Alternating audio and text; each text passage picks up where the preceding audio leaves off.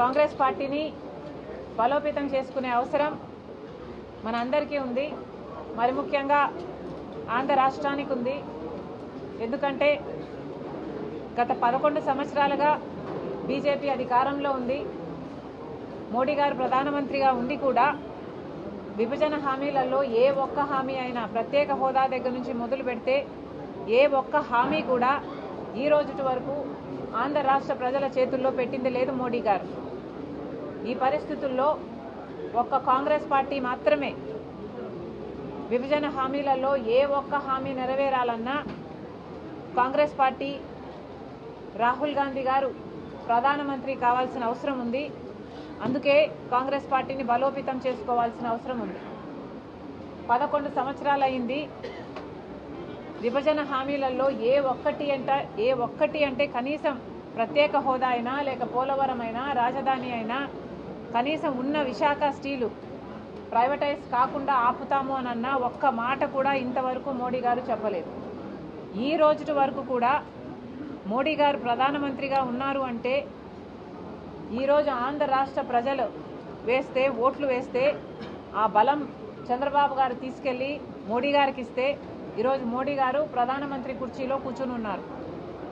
మరి ఆంధ్ర రాష్ట్ర ప్రజలు వేసిన ఓట్ల వల్ల ఆంధ్ర రాష్ట్ర ప్రజల నాయకులు చంద్రబాబు గారు ఇచ్చిన మద్దతు వల్ల ఈరోజు మోడీ గారు ప్రధానమంత్రిగా ఉంటే కనీసం ఇప్పటికైనా మోడీ గారు ఆంధ్ర రాష్ట్ర ప్రజల గురించి ఆలోచన చేస్తారు, ఇప్పటికైనా మనకు మేలు చేస్తారు అంటే ఇప్పటి వరకు కూడా 1 సంవత్సరం దాటిపోయింది.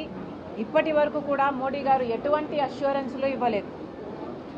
మొన్న వచ్చారు, యోగా చేసి వెళ్ళిపోయారు.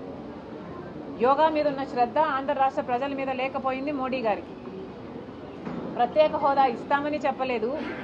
కనీసం పోలవరం ప్రాజెక్టు 45 మీటర్ల నీటి నిల్వతో మేము కడతాము, పూర్తి చేస్తాము, పూర్తి బాధ్యత మాది అని చెప్పలేదు. పార్లమెంటులో సైతం 41 మీటర్లకే పోలవరం ప్రాజెక్టు కట్టాలి అన్నట్టు నిధులు మంజూరు చేస్తున్నారు. ఫైనాన్స్ మినిస్టర్ ఈ మాట పార్లమెంట్లో చెప్పినప్పటికీ కూడా మాకు 41 మీటర్లు అయితే ఇది గ్రావిటీ ప్రాజెక్టు కాదు, ఇది లిఫ్ట్ ఇరిగేషన్ ప్రాజెక్ట్ అవుతుంది, మాకు పోలవరం 45 మీటర్స్లోనే నీటి నిల్వలో కావాలి అని ఒక్క పార్లమెంటేరియన్ కూడా నోరు విప్పి మాట్లాడలేదు.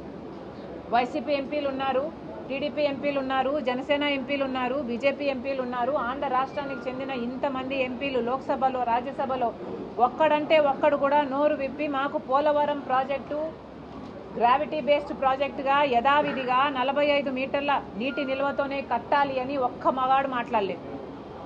ఒక్కడికి దమ్ము లేకపోయింది. ఈ రోజు వరకు కూడా పోలవరం ప్రాజెక్టు నిజంగానే ఒక బ్యారేజ్గా మిగిల్చే ప్రయత్నం చేస్తున్నారు. కేవలం 83,000 కుటుంబాలకి R&R మిగిల్చుకోవడానికే ఈ కుట్రలు జరుగుతున్నాయి. పోలవరం ప్రాజెక్టు ఎలాగో మోసం చేస్తున్నారు. రాజధానికైనా ఏమైనా చేస్తున్నారా అంటే రాజధాని కట్టాలి, పూర్తి బాధ్యత కేంద్రానిది అని చెప్పి మనకు విభజన హామీ అయితే న్యూఢిల్లీని తలపించే రాజధాని కడతామని చెప్తే ఈరోజు కనీసం రాజధానికి నిధులు ఇవ్వకుండా అప్పులు ఇస్తున్నారు. ఎవరు అడిగారు వీళ్ళని అప్పులు? ఈ అప్పులన్నీ మన మీద మన బిడ్డల మీద భారం పడుతుంది తెలిసి కూడా చంద్రబాబు గారు ఏమీ మాట్లాడటం లేదు. ఇక విశాఖ ప్రైవేటైజేషన్ అయితే ఈ రోజు వరకు కూడా వాళ్ళ మెడి మీద కత్తి పెట్టినట్టుగా వాళ్ళు బతుకుతున్నారు. గత నెలలో కూడా 5,000 మంది ఉద్యోగాలను పీకేశారు. ఒక్కరంటే ఒక్కరు కూడా పట్టించుకోవటం లేదు మన రాష్ట్రంలో. ఉన్న నాయకులంతా ప్రతిపక్షమైనా అధికార పక్షమైనా వైసీపీ జగన్మోహన్ రెడ్డి గారైనా తెలుగుదేశం చంద్రబాబు గారైనా జనసేన అయినా వీళ్ళందరూ కూడా అందరూ మోడీకి తొత్తుల్లా మారారు. అందరూ మోడీతో పొత్తులు పెట్టుకున్న వాళ్ళే. జగన్మోహన్ రెడ్డి గారేమో అక్రమ పొత్తు పెట్టుకున్నారు, ఇక చంద్రబాబు గారైతే కూటమే కట్టేశారు.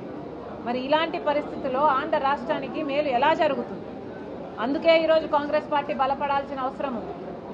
కాంగ్రెస్ పార్టీ బలపడాలి, కాంగ్రెస్ పార్టీ అధికారంలోకి రావాలి. రాహుల్ గాంధీ ప్రధానమంత్రి అయితేనే ఆంధ్ర రాష్ట్ర ప్రజలకు మేలు జరుగుతుంది. విభజన హామీలలో అన్ని హామీలు నెరవేరుతాయి.